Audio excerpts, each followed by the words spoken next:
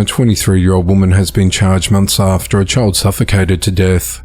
On the 13th of January, authorities responded to a call involving a child in cardiac arrest along Resisto Flex Road in Marin, North Carolina. First responders confirmed that the child was already dead when they arrived. An autopsy revealed that the victim died of asphyxiation. Further investigation determined that gross negligence due to unsafe sleeping arrangements contributed to the child's death. On Friday, the 22nd of November, Katherine Grace Purdom was arrested and charged with felony involuntary manslaughter. Katherine remains held at the McDowell County Jail on a $50,000 secure bond. A 31-year-old woman is behind bars for beating her 4-year-old niece to death. At just before midnight on Tuesday, the 19th of November, authorities responded to a home in the 1600 block of Old Rivers Road in Kannapolis, North Carolina on reports of a deceased girl. The girl, 4-year-old Stormy, was staying with her aunt, 31-year-old Vanity Rubystine Williams, since October and had been in her care at the time of her death. Vanity told investigators that Stormy was running and hit her eye on a table. On Thursday, the 21st of November, police arrested Vanity and initially charged her with felony child abuse. On Friday, the 22nd of November, an autopsy confirmed that Stormy died from blunt force trauma, and Vanity was additionally charged with first-degree murder. She remains held at the Columbus County Jail with bond denied.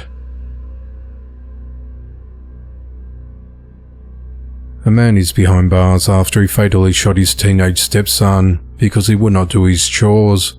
At 12:11 a.m. on Wednesday, the 20th of November, authorities responded to a shooting call at a residence at 6450 Hunt Road in La Plata, Maryland, and found the suspect, 48-year-old Darshan Eric Williams, standing outside.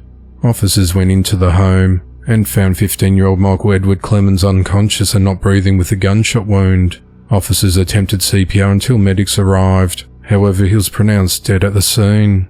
Officers took Darshan into custody without incident. Authorities said that Darshan became upset with Michael and shot him because he did not complete his household chores which were assigned to him, including raking the leaves. No other people were in the home when the shooting happened. Detectives spent hours at the home investigating and collecting evidence, including a gun recovered from the scene. Darshan is charged with second-degree murder, first-degree assault and child abuse causing death. He remains held at the Charles County Detention Center with bond denied. On Thursday, the 21st of November, a Missouri grand jury indicted a Tennessee man on multiple sex offenses committed against a female juvenile family member. Jackson County court records indicate that 36-year-old Justin Brown faces charges of rape, incest, and domestic assault for crimes that took place between the 1st of June 2023 and the 30th of November 2023, with a victim who was younger than 17 at the time. He faces life in prison if convicted on all the charges. Justin, from Clarksville, Tennessee, has also been charged with failure to appear on narcotics charges in Andrew County, Missouri. He remains held at the Jackson County Detention Center without bond. A woman is behind bars for fatally drowning her teenage daughter.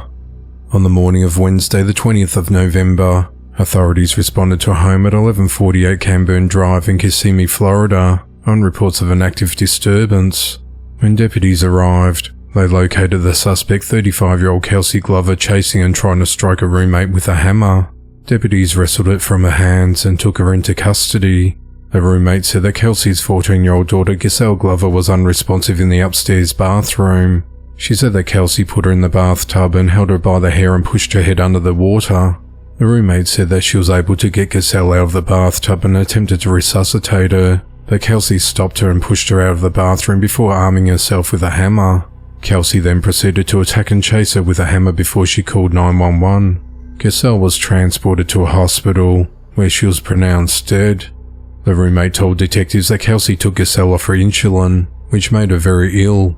She said that she asked Kelsey to treat her daughter's type 1 diabetes with insulin, which enraged her. She said that before Kelsey killed Giselle and tried to kill her, Giselle was vomiting, not eating, feeling weak, and was having difficulty consuming water due to it making her feel ill.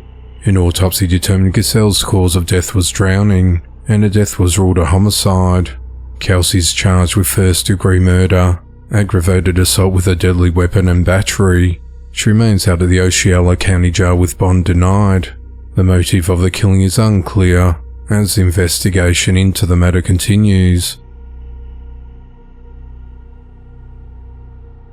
A man already registered for life as a sex offender against children has been arrested for kidnapping and raping a 16-year-old girl in Central California.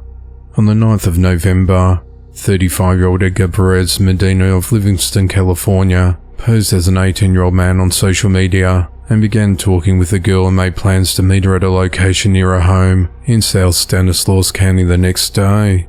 When they met, he forced her into his car and drove her to a secluded orchard and violently sexually assaulted her. He then drove her into the town of Turlock and dumped her out of his vehicle. After the girl reported the assault, detectives quickly identified Edgar as the offender and learnt that he was a lifetime sex registrant after being convicted of arranging to meet a child in Merced County for sex in 2017. On Wednesday the 13th of November, detectives arrested Edgar at his home in Livingston. Officials said that a search warrant also uncovered child sexual abuse material in his possession. His vehicle was also seized. Edgar was booked into the Stanislaus County Jail on charges of kidnapping with intent to rape, communicating with a minor with intent to commit sex acts, arranging a meeting with a minor to commit sex acts, and possession of child pornography. On Friday the 15th of November, Edgar was arraigned in court on the charges and his bail was set at $4,825,000. A woman is behind bars after she intentionally left a 16-month-old child alone to travel out of town to meet a man she met on a dating app. 25-year-old Reese Louise Myers is charged with abandoning or endangering a child. At 9:48 a.m. on the 28th of July, police were sent to an apartment complex in the 600 block of West Hallmark in Killeen, Texas for a welfare check on a child. The caller stated that a child was hanging out of the broken window and an aggressive dog tried to attack them. When officers arrived on scene, they found a toddler with his head and shoulders dangling out of the front ground level window. Officers noted that the window was not shattered, but it had been previously repaired with plexiglass sheeting and cardboard. Officers made entry into the apartment and found the 16-month-old child wearing only a t-shirt with visible feces on his skin and was showing signs of diaper rash. A sweep of the apartment revealed that the child was alone, except for two dogs that were protective of the child. Officers noticed precautions had been taken to leave the child alone without a babysitter, including having other doors closed off, a baby gate blocking off the kitchen area, and having deadbolts locked on the doors and windows. The child was taken to a nearby hospital and placed in the custody of State Child Protective Services. The mother of the child, Reese Myers, was contacted by police and she told them that she was in San Antonio, about 160 miles away to meet a man she met on a dating app Hinge. She said she had been there since the day before on the 27th of July. She also told police that she had a babysitter who she contacted through Facebook to look after the child. Police met with a woman who previously babysat for Reese in December of 2023, and she told authorities that she had not spoken to Reese since. The woman showed police her Facebook messages, and officers saw no messages from Reese after December 2023. While at the police station, officers were approached by another woman who said that Reese lived with her for about a month in October of 2023, and that Reese showed signs of neglect towards the child. The woman said that while Reese was living with her, Reese would leave the house at night and sometimes not return until the next day. Additionally, the woman claimed that Reese would tell her that the child would sleep through the night and not wake up. Officers asked Reese to return to Killeen immediately, however that request was not obliged. Reese remained a fugitive and had been living in Fort Irwin, California, roughly 1,400 miles away from Killeen, Texas. On the 5th of November, she was located and arrested by San Bernardino County deputies. She was subsequently extradited back to Texas and booked into the Bell County Jail where she remains held on a $25,000 bond. A Davenport, Iowa woman is behind bars after she set fire in an emergency department and later melted a piece of seatbelt in the back of a squad car.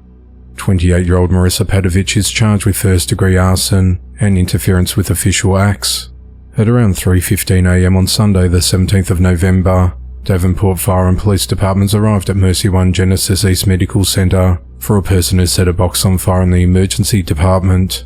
Officials said that ER staff identified Marissa as the only person in the room where the fire started, and she was seen on security video in the area before telling the staff about the fire. In the back of the squad car while being taken to jail, police said that Marissa took a cigarette lighter out of her hospital gown and attempted to start the vehicle on fire. She then began to bash her head against the plastic partition, slip out of handcuffs and a restraint wrap, causing the officer transporting her to stop multiple times to get her to stop. Authorities said that Marissa is also facing charges from 3 incidents the day prior on Saturday the 16th of November on West 34th Street. Marissa is charged with second-degree attempted burglary after officials said she smashed a basement window with her foot before being caught by the owner. She is charged with second-degree theft after stealing a motorcycle from the front yard of her home. Reese is also charged with third-degree attempted burglary after she was captured on camera trying to enter a garage. Authorities said the owner confronted Marissa, who was holding a gas can in her hand. She then threw the can at the owner. Marissa remains held at the Scott County Jail on cash-only bonds totaling $39,000.